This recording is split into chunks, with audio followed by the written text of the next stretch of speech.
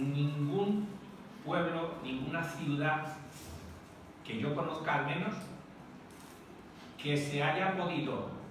recopilar todas las compras y ventas que ha tenido el lugar desde sus inicios, desde que se conoce, hasta la desaparición de los señoríos, que fue cuando la desamortización de Mendizábal y Madoz, que ahí desaparecieron ya todos los dueños de los lugares. Entonces, después de mucho trabajo, 5 años de estudio, de indagaciones y de visitar muchos archivos,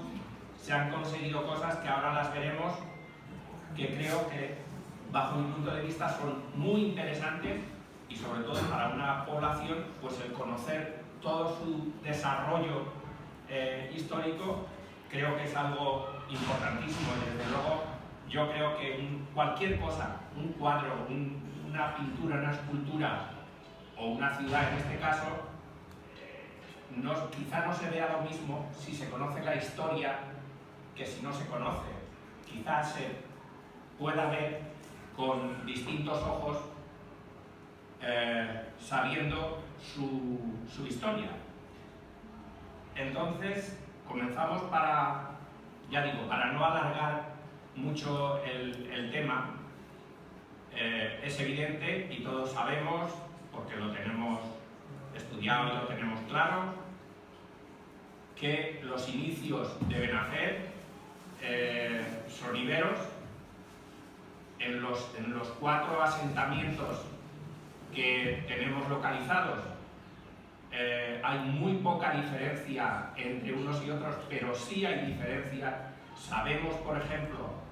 que el de San Roque es el último, porque los restos cerámicos que se han encontrado están adornados, cosa que en el resto no son así. Por cierto, que cuando llegaba aquí, Rafael me ha dado un escrito de la Generalitat Valenciana en el que después de, no sé, 10-12 años que se solicitó y que estuvimos mirándolo con la arqueóloga jefa de la Diputación de Castellón, pues por fin se ha resuelto conceder la subvención necesaria para empezar las excavaciones en el Castillejo. O sea que tardó, pero llegó. Bueno, pues eso, como digo, los primeros restos de iberos se calculan entre 500 y 400 años antes de Jesucristo, es decir, tenemos claro que los primeros asentamientos datan de 2500, 2400 años que estamos aquí. Como digo, el más moderno, digamos, por decirlo de alguna manera, es el de San Roque. De ahí el salto que damos, pues lógicamente es importantísimo, porque nos vamos hasta las primeras edificaciones que surgen como alquería, que es lo que era el lugar de Benacer, una alquería dependiente de Xérica.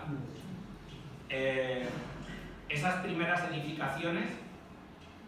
fueron en lo que es la era donde están los columpios, el hogar del jubilado, toda esa parte, y además eran, por los escritos que tenemos en Xérica, eran una etnia dentro de la población mora, era una etnia que venía del actual Cuerno de África, que además eran unas tribus que precisamente eran Afar o Afer, unos le llamaban de una forma Afar, otros Afer, y el ben, el prefijo ben, significa hijos de. Entonces se supone que el nombre de Benafer provenga de ahí precisamente, de los hijos de Afar o de los hijos de Afer. Estaba fundamentalmente la alquería dedicada a la ganadería de caprino y ovino y agricultura, y un aprovechamiento muy importante del molino que abastecía en un principio bastante a la población de Jérica con sus moliendas. De allí pasamos a el primer dueño, en este caso dueña, la primera dueña que tuvo Benafer. No sabemos la fecha exacta, pero sí que debemos de suponer que es anterior a 1321, que es cuando nos dicen en el escrito que son dueños del lugar de Benafer o Benafá doña María Ximénez de Arnar y su hijo Ruiz Sánchez. Este marido de doña María fue un caballero de Albarracín que luchó a favor de Jaime I y que murió en las luchas contra los moros en las Barracas, que es como se llamaba antes la población de Barracas o los llanos de Barracas. Y digo que tiene que ser anterior a 1321 porque cuando la población, o la Medina en este caso, porque era una ciudad amurallada de Jérica, cuando se rindió a Jaime I fue en 1234. Entonces, de 1234 hasta 1321, pues en esa fecha es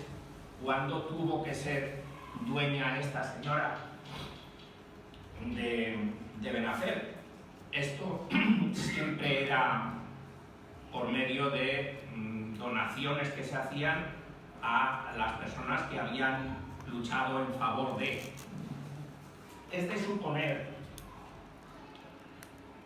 suponer que en estas fechas Benafer quedara despoblado totalmente, despoblado de moros, porque hay que tener en cuenta que cuando Jaime I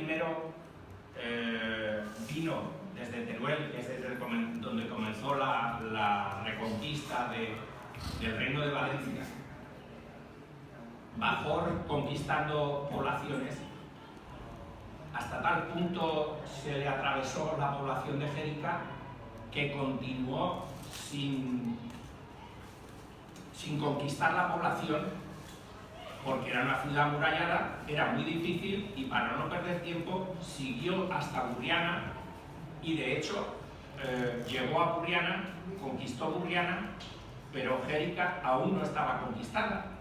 Entonces, más bien fue conquistada por medio de sitio, por sitiarla, y ahí fue cuando se rindieron los jericanos, aunque Jérica dio luego después mucho que hablar. Está claro que de 1340 a 1350 fue cuando la expulsión de los moros en general, pero de Benafer ya debieron estar expulsados además por una razón, y era porque Jaime I mantenía los moros que estaban en el lugar o que conquistaban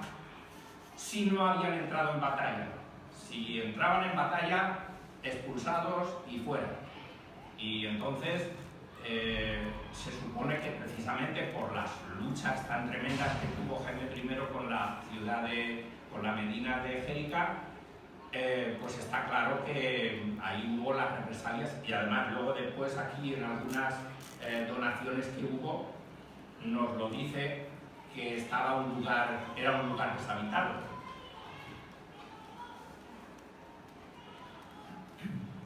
Empezamos